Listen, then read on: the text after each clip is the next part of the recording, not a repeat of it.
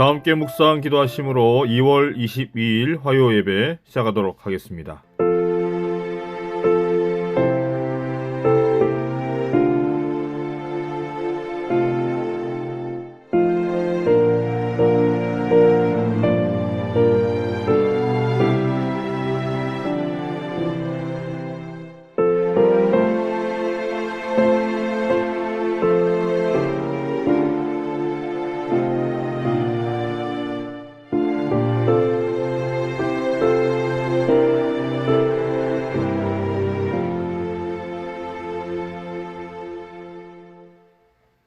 다 함께 시작하는 찬미가 503장 나의 등 뒤에서 찬미하시겠습니다.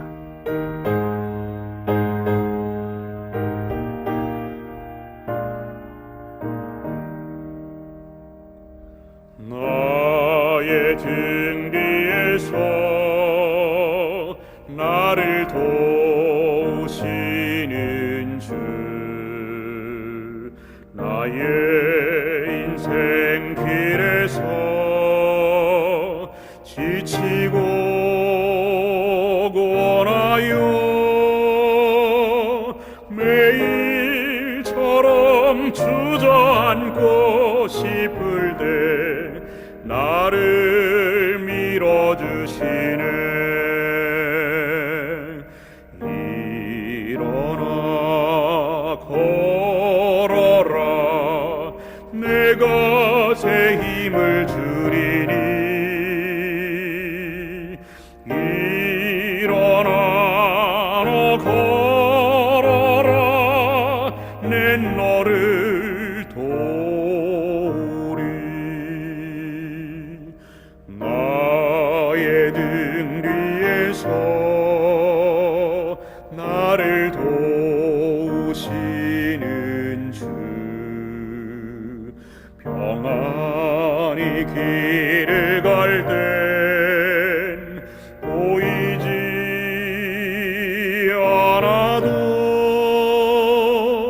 지치고 고나여 넘어질 때면 다가와 손 내미시네. 일어나 걸어라, 내가 새 힘을 주리니. 일어나 너 걸어라, 내 너를 도우리. 나의 등 뒤에서 나를 도우시는 주, 때때로 뒤돌아보면 여전히 계신 줄 잔잔한 미소로 바라보시며 나를 제쳐가시네. 일어나 걸어라, 내가 새 힘을 주리니. 일어나 너 걸어라, 내 너를 도우리. 이 시간은 개인기도 시간입니다. 음악이 맞춰질 때까지 개인기도 하시겠습니다.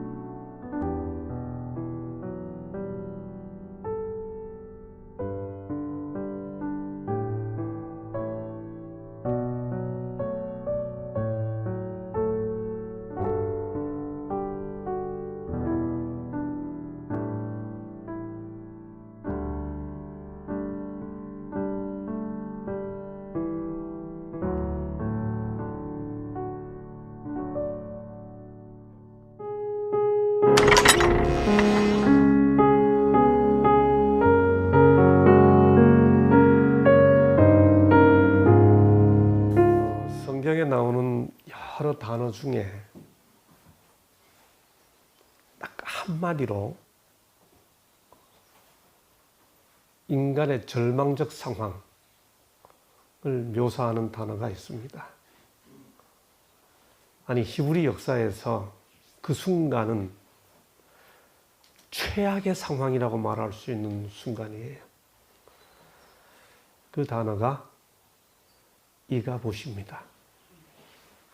이 이가봇이라는 단어는 히브리어에 카보드라는 단어가 있거든요. 이 카보드라는 단어는 영어로 옮기면 glory, 우리말로 하면 영광. 근데 이 카봇 하면 영광이 떠났다. 한마디로 말하면 하나님께서 떠났다. 하나님께서 아예 손을 놨다. 이제 그런 의미입니다. 반대로 이카봇에 반대되는 참 좋은 단어가 있는데 그 단어가 에벤에셀입니다. 에벤에셀은 여기까지 하나님이 도우셨다. 네, 그런 뜻입니다.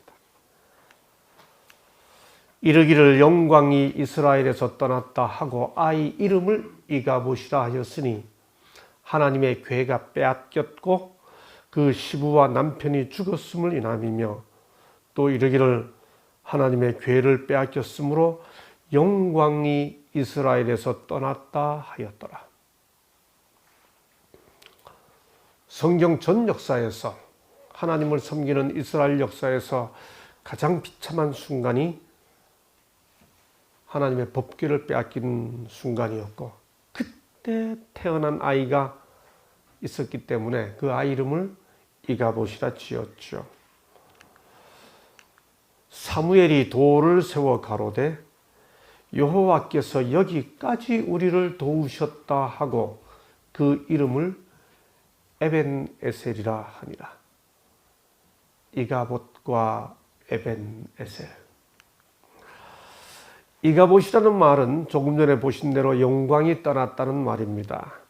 카보드란 단어는 영광, 거룩한 여호와 하나님의 임재, 하나님이 우리와 함께 하신다 할 때 그때 나타나는 현상을 카보드라고 표현했습니다. 이 카보드가 왜 왔는가? 이스라엘 백성들이 하나님의 영광의 임재, 하나님께서 함께 하시면 언제나 나타나는 그 현상이 법궤였는데 하나님이 우리 가운데 계시다라고 하는 것이 하나님께서 친히 주신 십계명에 들어있는 법궤였는데 그 법궤를 빼앗겼습니다. 구약시대의 법궤는 모든 것이었습니다. 하나님께서 나와 함께 하신다는 실제적인 표였거든요. 어떻게 빼앗겼을까? 전쟁이 일어났습니다. 이스라엘이 블레셋과 함께 전쟁하는데 지는 거예요. 지니까 이 사람들이 무슨 생각을 했는가 하면 법궤를 가지고 오면 하나님이 이겨주시겠지 이런 생각을 한 겁니다. 그래서 법궤는 성전에 있어야 되는데 그 법궤를 전쟁터에 가져오기로 한 거지요. 그래서 법궤를 가져옵니다. 이스라엘이 블레셋 사람 앞에 패하여 백성이 진으로 돌아오매 이스라엘 장로들이 가로되 여호와의 언약궤를 실로에서 우리에게로 가져다가 우리 중에 있게 하여 그것으로 우리 원수들의 손에서 구원하게 하자 하니. 여러분 혹시 영화 보셨나요?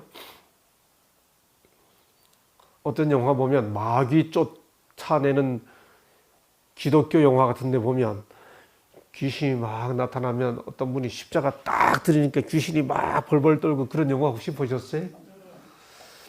그런 거 보니까 어떠세요? 여러분, 십자가 내밀었다가 귀신이 벌벌 떤다. 우리 모두에게는 그런 걸 좀 두려워하고 믿는 마음들이 있죠. 그거 십자가 내밀었다가 귀신이 떤다고 믿어지세요? 여러분, 하나님하고 아무 상관없이 법궤를 가져오기만 하면 전쟁에서 이기는 겁니까? 법궤를 가져올 때 이들은 하나님과 상관없이 하나님한테 불순종하면서도 법궤만 가지고 오면 이겨주는 줄 알았어요. 하나님을 섬기지 않고 하나님 이름 부르면서 하나님께서 모든 문제를 해결해 주기로 생각하는 것을 가리켜 뭐라고 표현하는가 하면 기독교적 미신이라고 부릅니다. 그들이 법궤를 하나님과 관련시키지도 않고 당신의 율법을 순종함으로 당신께서 나타내신 뜻을 존중하지도 않으면서 다만 그것을 바라보고만 있을 때는 그 법궤가 그들에게 보통 괴짝보다 더 유용한 것이 아무것도 없었다. 그들은 우상을 숭배하는 민족들이 자기들의 신들을 바라보듯이 마치 법궤 자체가 능력과 구원을 가진 것처럼 바라보았다. 법궤 우상 숭배입니다. 제가 고등학교 때 처음 교회 나갔더니 성경을 가까이 하라고 어른들이 말씀하세요. 그 말이 성경을 열심히 읽으라는 말이라면 이해가 되는데 그 당시 목사님이 설교하시면서 성경은 몸에 지니고만 있어도 복을 받는다. 그게 무슨 뜻인지 이해되죠. 그래서 드신 예화, 한 군인이 전쟁터에서도 늘 성경을 가지고 있다가 조그만 쪽복음 성경을 요 가슴에다가 집어넣고 그리고 틈만 하면 전쟁터에서 일어나 말씀을 읽었는데 어느 날 전쟁이 끝나고 돌아와 보니까 총알이 성경에 박혀 있었다. 성경이 사람을 구했다. 그러니까 성경은 가지고 있기만 해도. 제가 어느 날 교회에서 약간 잠이 들었는데요.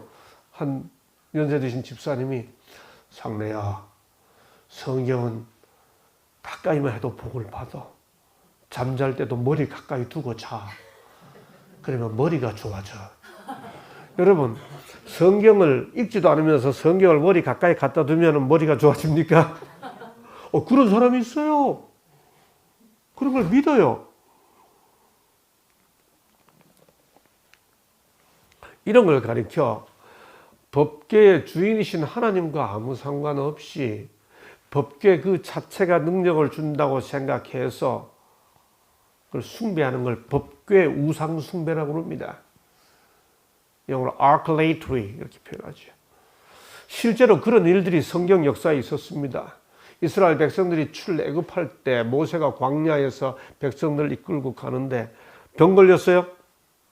그러니까 놋뱀을 만들어 장대에 매달으니까 쳐다보기만 하면 살았습니다. 그걸 끝난 줄 알았어요.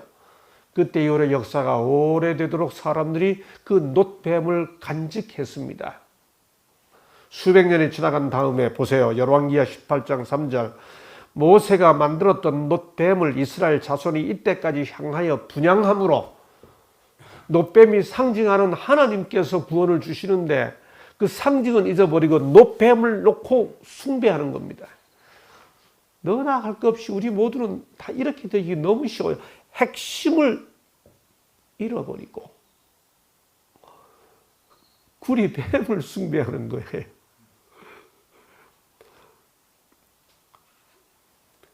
예배는 안 드리고 교회가 앉아 있으면 복을 받습니까? 기드온이라는 사사가 있었습니다. 그가 하나님께 그 마음을 드리고 싶은 마음으로 제사장들이 입는 에봇을 가지고 있었습니다.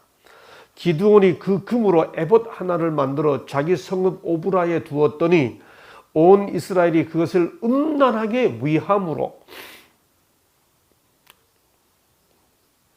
우리는 이렇게 눈에 보이는 걸 숭배하기가 참 쉬운 인간들이죠. 섬을 숭배라는 말이 뭔가 아까 제가 말씀드렸던 그런 식으로 성경 자체가 복을 성경을 구별하는 건 좋은 태도예요. 저는 지금도 어릴 때 습관이에요. 성경과 찬미가가 있으면 언제나 이 순서가 찬미가 위에 성경이 있어야 마음이 편해요. 그게 나쁜 거 아니에요. 그런데 성경 자체를 두기만 하면 복을 받는다고 생각해서 집에다가 성경을 문 앞에다 갖다 걸어놓고 이러면 소위 마가 끼지 않는다. 이런 걸 가리켜 뭐라고 그러는가 하면 책 숭배한다. 그래서 bibliolatry 그렇게 부릅니다. 성경 자체를 우상으로 생각할 수 있다는 거죠.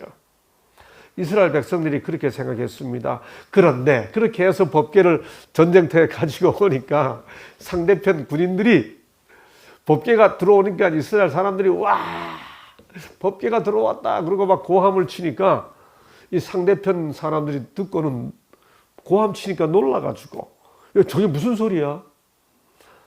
그러니까 신이 진에 이르렀다. 저쪽 편 신이 왔어. 야, 어떡하냐? 저쪽 신하고 우리하고 싸워서 이길 수 있을까? 안 돼. 힘내. 최선을 다해 싸우자. 너희 블레셋 사람들아, 강하게 되며 대장부가 되어라. 너희가 히브리 사람의 종이 되기를 그들이 너희의 종이 되었던 것 같이 말고 대장부같이 되어 싸우라. 법궤가 들어왔다고 이스라엘 사람들이 막 고함을 치니까 큰일 났다. 우리가 저쪽 신을 이기려면 우리가 더 힘내야지 하고 힘을 더 내가지고 법궤를 뺏은 겁니다. 그래가지고 법궤를 가져와서 문제 해결하겠다고 와가지고 소리 지르다가 법궤를 뺏겼어요. 이 순간에 지은 이름이 이가봇입니다. 이가봇을 민족의 이야기로 이야기하지 않고 한 개인의 이야기로 하면 살면서 가장 힘들어진 순간, 가장 비참해진 순간들, 우리 인생의 이가봇을 이야기할 수 있죠. 여러분, 그런데 당시 이스라엘 민족이 이가봇에 이르게 된 사연은 이렇습니다. 그 당시 이스라엘에 엘리라고 하는 대제사장이 있었습니다. 그런데 그 엘리에게 아들들이 있었죠. 그런데 그 아들들이 못된 놈들이었습니다. 성경은 그 사실을 이렇게 표현합니다. 엘리의 아들들은 불량자라. 근데 이 불량자라 하는 이 단어를 히브리어로 그냥 읽으면 벨리알의 아들들이라 이렇게 되어 있습니다. Sons of Belial 이렇게 합니다. 벨리알의 아들들이라. 근데 이 벨리알이라는 이 히브리어가 신약에 오면 뭐의 대명사인가 하면 사단의 대명사입니다. 그래서 고린도전서 6장 15절에 보면 그리스도와 벨리알이 어찌 조화되며. 그러니까 엘리의 아들들은 제사장의 아들들이 벨리알의 아들들이 됐습니다. 어떻게 표현하면 될까요? 한 교단의 총회장의 아들들이 사단을 섬긴다 그 말입니다. 학교가 있는데 대학으로 치면 대학 총장의 자식들이 사탄을 섬긴다. 학교의 교장이 아이들이 뭐 그런 식입니다. 제사장의 아들들이 벨리알의 아들들이 됐습니다. 그래서 이놈들이 하는 짓거리가 있습니다. 사람들이 요즘 말로 하면 교회에 헌금 드리겠다고 예물을 들고 왔는데 그 예물에 좋은 걸 먼저 내놓으라고 뺏은 겁니다. 문 앞에 서가지고. 뿐만이 아니고요. 그보다 더 나쁜 짓도 했습니다. 이런 걸 보고 있는 이스라엘 백성들이었기 때문에 법궤가 나타내 주는 상징적 의미인 하나님을 숭배해야 되는 것 다 잊어버리고 저 법궤 자체가 무슨 능력을 발휘하는 줄 착각하게 된 거죠. 그래서 법궤를 빼앗겼습니다. 희망이 없죠. 절망입니다.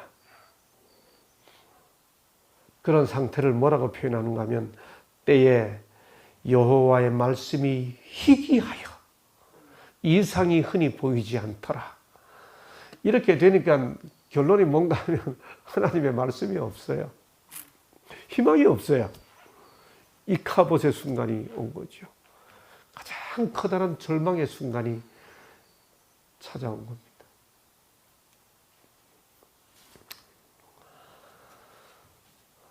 사람이 살면서 이렇게 이런저런 경험을 하면서 이렇게 절망적인 순간을 맞을 때가 있죠. 바로 이런 절망적인 순간에 한 사람이 등장합니다. 몇 년 전 교회 성장 연구소라고 하는 곳에서 여론조사를 했습니다. 그 여론조사의 여러 내용 중에 이런 질문이 있었습니다. 이 여론조사는 60일간 전국 9개 지역 만 18세 이상 종교를 갖지 않은 일반인 1,500명을 대상으로 한 설문조사인데요. 이 설문조사의 질문 내용 중에 목사들을 존경할 만한가라는 질문이 있었습니다. 교회 안 다니는 사람들 대상으로 물어본 거예요. 그랬더니 존경할 만하다고 대답한 사람들이 몇 %나 될 것 같습니까? 예? 기억 아시네요? 이 설문조사 보셨어요? 안 보셨어요? 너무 낮게 주신 거 아니에요? 교회 안 다니는 일반인들에게 목회자들을 믿을 만한가라고 물었어요. 몇 %나 존경할 만하다고 대답하셨을까요? 20, 30? 조금 더 해서. 예. 맨 처음 말씀해 주신 대로 정확히 10%였어요.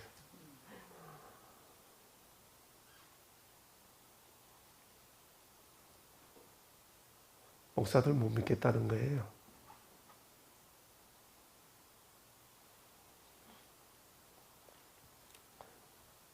목회자들의 소위 비리가 너무 만연하기 때문에 못 믿겠다는 거예요.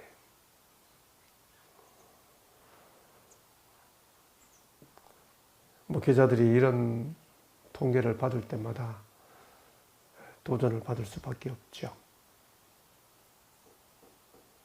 왜 우리 사회가 목사들을 못 믿는 사회가 됐을까? 한국 교회에서 교회의 영광이 떠나고 있습니까? 자, 그런데 이 이가봇이라고 하는 엄청난 절망을 이야기하는 그 절망의 순간에 그 사건을 기록하고 있는 성경 본문을 자세히 들여다보면 그 엄청난 절망의 순간에 희망의 씨앗을 뿌리고 있습니다. 그 본문을 잘 읽어보면요, 이가봇이라는 아이의 이름을 짓는 이가, 그러니까 이 시대가 이가봇의 시대였다 이렇게 말하지 않고 한 여인이, 아기 엄마가, 단지 아이 엄마가, 비느하스의 아내가 자기 아들의 이름을 이가봇이라고 지었다는 것으로 제안하고, 더 나아가 이후에 태어난 이 아기가 어떻게 됐는지 성경은 철저하게 무관심합니다. 족보 속에 딱 한 번만 언급됩니다. 왜 이렇게 이가봇의 상황을 한 아기의 이야기로 제안하고 있을까? 이스라엘 전체의 이야기가 아니고. 여기에서 뭔가 힌트를 좀 발견해내야 합니다. 왜냐하면 이 이가봇의 시대에 한 아기가 태어나고 있었습니다. 그 철저한 절망의 순간, 무엇이 희망의 근거였을까? 사실 사무엘서를 읽어보면 이 모든 게 사무엘서 이야기인데요. 사무엘서 읽어보면 그 시대가 엘리 시대고 이가봇의 시대인데, 사무엘서를 읽어보면 1장 1절부터 누구 이야기로 시작하는가 하면 사무엘 이야기로 시작합니다. 에브라임 산지에 라마다임 소빔에 에브라임 사람 엘가나라 하는 자가 있으니 분인나는 자식이 있고 한나는 자식이 없더라. 이 이야기가 뭔가 하면 한나에게 자식이 생기면 뭔가 희망이 있어, 그 말을 하기 위해 시대는 엘리 시대인데 엘리 이야기로 기록하지 않고 한 아기가 아직 안 태어났다는 이야기로 시작합니다. 그런데 문제를 제기해 줍니다. 이 사람이 매년에 자기 성읍에서 나와서 실로에 올라가서 만군의 여호와께 경배하며 제사를 드렸는데, 그때 거기 엘리의 두 아들 홈니와 비느하스가 있더라. 홈니와 비느하스가 있어서 문제예요. 그 비느하스가 아이를 낳으면서 이가봇 했거든요. 그런데 비느하스가 있더라는 이야기를 하지 않고 아직 한 아기가 태어나지 않았더라는 말로 시작합니다. 이야기는 절망으로 시작하지 않고 희망으로 시작하는 거죠. 홈리와 비느하스가 있어서 마침내 이가봇으로 이어진다는 사실은 철저한 절망의 이야기인데 성경은 그 절망의 이야기로부터 기록을 시작하지 않고 희망의 이야기로 시작합니다. 아직 사무엘이 태어나지 않았더라. 이 말은 뒤집으면 홈리와 비느하스가 있더라도 사무엘이 태어나면 돼라는 암시를 주는 것이죠. 한나는 무자하더라. 거기 홈리와 비느하스가 있더라.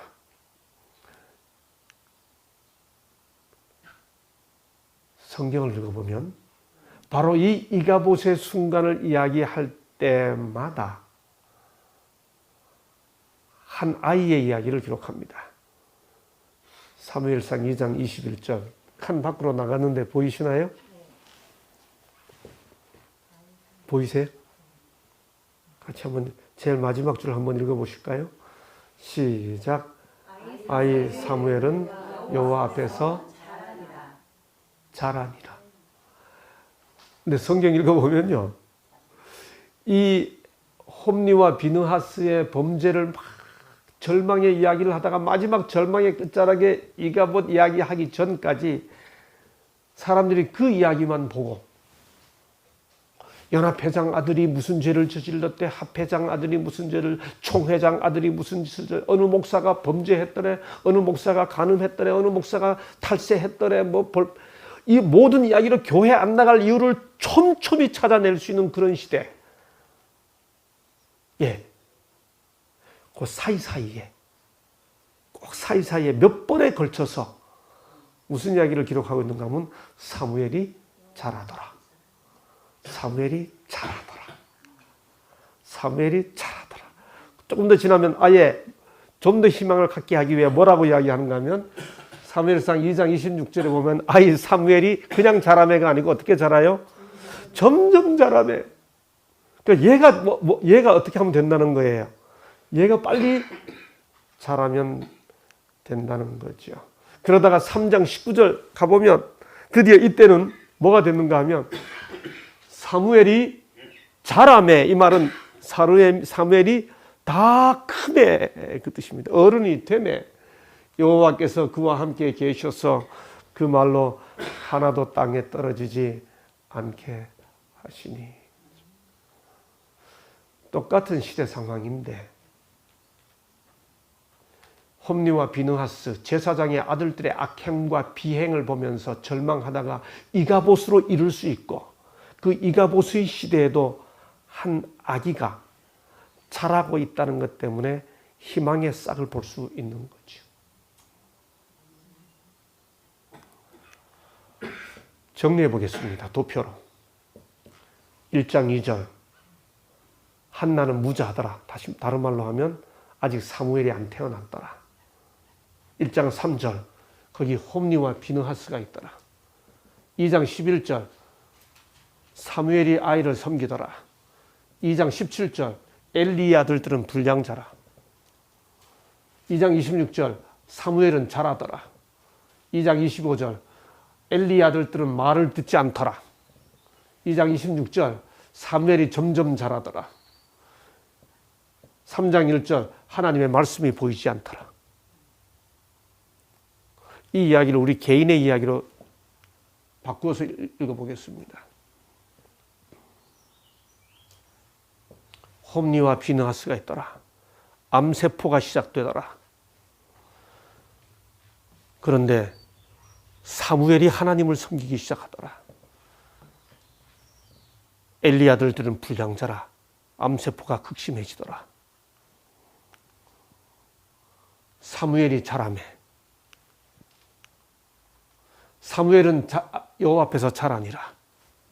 희망이 시작되더라. 아들들이 아비의 말을 듣지 않더라. 점점 더 심해지더라. 사무엘이 점점 자라더라. 희망이 점점 자라더라. 아이 사무엘이 생길 때 여호와의 말씀이 희귀하더라. 여전히 악은 진행되고 있더라. 이 이야기는 뭔가 하면 악과 선의 싸움이 그 시대 상황에서 어떻게 전개되어 가고 있는지를 보여주는 것이고요. 이것을 우리 개인의 이야기로 하면 우리의 심령 속에서, 우리 개인의 삶 속에서 선과 악이 어떻게 진행돼 가고 있는지를 적나라하게 보여주는 도표입니다.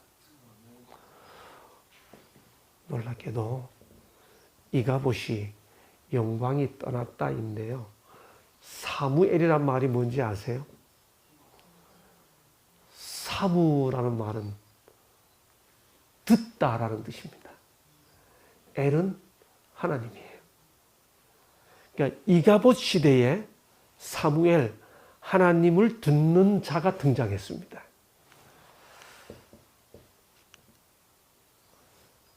그 결과 사무엘이 다 자라서 마침내 사무엘이 백성들을 끌어모아 가지고 예배를 다시 드리기 시작하면서 돌을 하나 새기고, 그리고 그 돌에다가 뭐라고 새겼는가 하면 이렇게 새겼습니다. 사무엘이 사무엘상 7장에 보면 백성들을 다 모으고 그리고 돌을 세우고 그 다음에 이렇게 말합니다. 이 말 함께 읽으시겠습니다. 시작.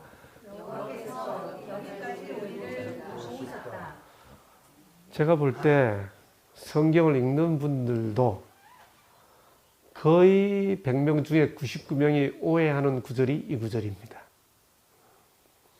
여기까지 우리를 도우셨다라는 이 말을 다 어떻게 인용하는가 하면요, 일이 다 잘 돼가지고 모든 일이 다 잘 풀려서 성공하게 되었을 때, 그때 하나님이 도우셔서 여기까지 와서 다 일이 잘 됐지 라고 하는 뜻으로 이 에벤에셀이라는 단어를 써요. 여러분, 그런데 사실 이 맥락 속에서 사무엘이 여호와께서 여기까지 우리를 도우셨다라고 말할 때는 일이 다 잘 풀려가지고 여기까지 다 잘 됐어 라고 하는 뜻으로 에벤에셀이라 한 게 아니고요. 사실 사무엘이 에벤에셀이란 말을 했을 때는 그 시대 상황은 지금까지 말씀드린 대로 이가봇의 시대였습니다. 법궤도 빼앗겼고요, 돌아오지도 못했고, 엘리의 두 아들 홈리와 비느하스의 비행이 온 삶을, 세상을 다 지배하고 있던 그런 때였습니다.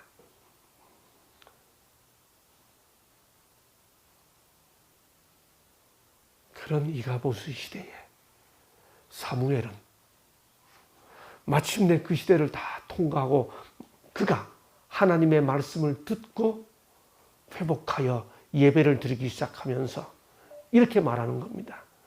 여러분, 지금까지 다 잘 됐기 때문에 하나님께서 여기까지 도우신 거 아니에요. 여러분이 생각하기에 하나님께서 나를 버렸다고 생각하던 바로 그 이가봇의 시대에도 하나님이 우리를 들으셨고 우리가 하나님을 들었어요. 그 모든 시대를 거쳐서 오늘 여기 이렇게 다시 하나님 앞에 우리 마음을 드리게 되었기 때문에 여기 이 자리에 서게 된 것, 이가봇의 시대에도 불구하고 하나님께서 우리를 도우신 거예요. 순경, 모든 일이 다 잘된 과정을 거쳐 하나님께서 우리를 도우셨다는 뜻으로 에벤에셀이 아니고 가장 어려운 시대에도 하나님께서 우리를 버리지 않으셨다라고 말할 때 쓰는 말이 그게 에벤에셀이에요.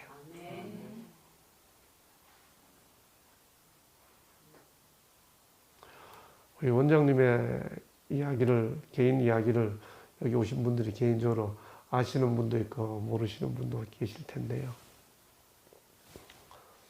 저분이 오늘 여기에 이르기까지 많은 어려움과 역경을 거쳤어요. 한 7년간 저 아래 세천사의 동산이라고 하는 곳에서 한 7년간 정말 고군분투하고 중국으로 선교사 가서 힘든 과정을 거치고, 그리고 기적 같은 하나님의 섭리로 오늘 하늘 마을을 이루게 됐을 때 그때 할 수 있는 말이 에베네셀이에요. 개인적으로 참 감사했던 것은 그 기간 동안 사무엘, 하나님의 음성을 듣겠다고 하는 그 심령을 버리지 않고 꿋꿋하게 그 삶을 지내온 그 과정을 들으면서 은혜를 받았어요. 여러분이 어떤 사연과 과정을 거쳐 여러분의 인생에 이가봇의 순간을 맞이하게 됐는지 저는 다 몰라요. 절망하지 마세요. 그 이가봇의 순간에 사무엘, 하나님을 듣다. 하나님을 듣게 되고 그 하나님을 듣는 그 소리가 자라니라, 점점 자라니라. 그게 우리에게 자라갈 때 그때 우리가 할 수 있는 말이 에베네셀이에요. 이가봇으로 끝나지 않아요. 누군가 에베네셀의 역사로 그 이가봇을 넘어갔을 때 우리 삶의 이야기는 이가봇의 이야기로 시작하는 것이 아니라 사무엘의 이야기로 시작될 수 있는 것이죠. 하늘마을에 장수로와 영수로를 갈 때마다 여러분들 은혜를 받으시죠. 그 산중에 계단 하나하나 놓여진 것 밟을 때마다 누가 이렇게 산중에 흙계단을 만들어 놓았을까? 아까 우리 장로님 기도하실 때 그 기도 소리 가만히 들으면서 기도와 음성과 함께 그 영수로 장수로의 흙계단 생각이 났습니다. 그 한 산중에 괭이 놓고 곡괭이 놓고 그거 찧어서 계단 다듬는 그 마음.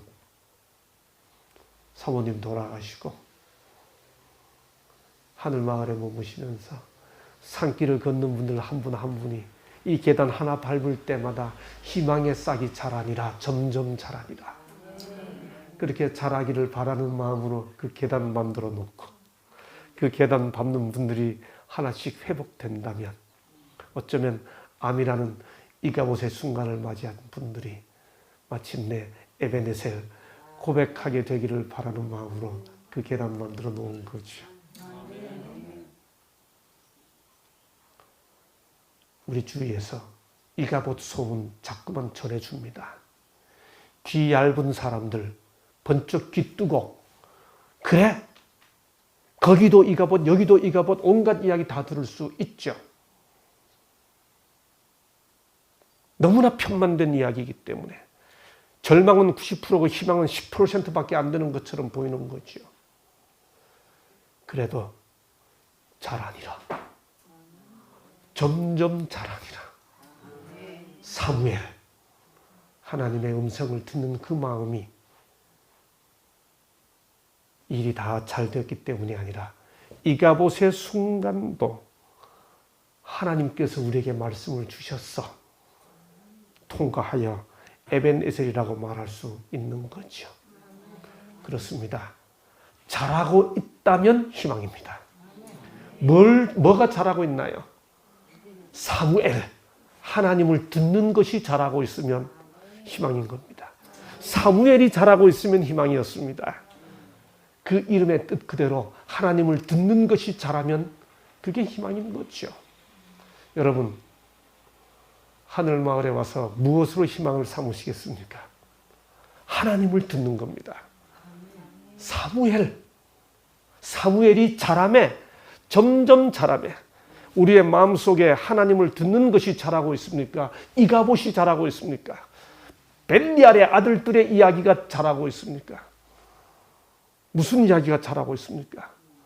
사무엘, 그가 자라매, 점점 자라매. 그 사무엘이 자라고 있음이 우리에게 희망인 거죠. 그렇습니다. 이가봇이 사무엘을 거치면 에벤에셀이 됩니다. 하늘마을 찾아오신 여러분 한 분 한 분이 어쩌면 개인의 삶에 이가봇을 맞이했는지 모르지만 이곳에서 사무엘의 경험을 하셔서 사무엘이 자라매 점점 자라매 하나님의 음성을 듣는 그 믿음이 자라고 또 자라서 이가봇의 순간도 에벤에셀의 순간, 하나님께서 여기까지 도우셨어 라고 고백할 수 있게 되었으면 참 좋겠습니다. 저도 가만히 되돌아보니 제 인생에서 이가봇의 순간들이 있었습니다. 중학교 3학년 때 43살 되신 어머니, 그 당시 어머니를 잃었습니다. 31살에 아내를 잃을 뻔했습니다. 아내는 지금도 한쪽 폐가 없습니다.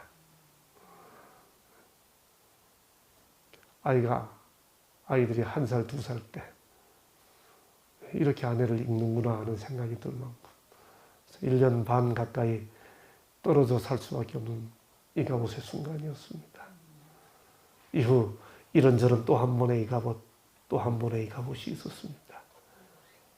그런데 지금 생각해 보면 그 과정 동안 제 마음을 하나님께서 붙드셔서 사무엘 하게 해주셨습니다. 하나님의 음성을 듣고 말씀을 보는 제 마음을 하나님께서 지켜주셨고, 제가 요즘은 그렇게 말합니다. 그 모든 여정의 끝에 내가 하늘마을에 와 있네. 그래서 에베네셀이라고 고백할 수 있다고 이야기합니다. 여러분, 사무엘 하셔서 이가봇 이겨내시고 에벤네셀 되시기를 간절히 바라면서 말씀 마칩니다. 다 함께 마치는 찬미 169장 내진정 사모하는 찬미하겠습니다.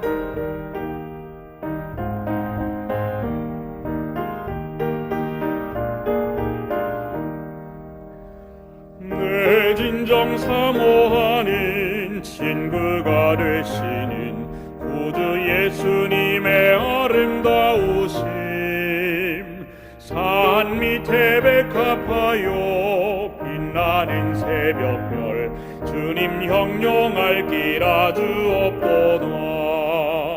내 맘이 아플 적에 큰 위로 되시며 외로울 때에 좋은 친구라. 주는 저 산 밑에 백합 빛나는 새벽별, 이 땅 위에 비길 것이 없도다. 내 몸의 모든 염려 이 세상 고락한 나와 항상 같이 하여 주시고, 시험을 당할 때에 악마의 계교를 즉시 물리치사 날 지키시네. 온 세상 날 버려도 주 예수 안 버려 끝까지 나를 돌아보시니. 주는 저 산 밑에 백합 빛나는 새벽별, 이 땅 위에 비길 것이 없도다. 참마음을 다하여서 주님을 따르면 길이 길이 나를 사랑하리니. 물불을 왜 가리며 창검이 겁나랴. 주는 높은 산성 내 방패시라. 내 영혼 먹이시는 그네 누리고 나 친히 주를 뵙기 원하네. 주는 저 산 밑에 백합 빛나는 새벽별, 이 땅 위에 비길 것이 없도다.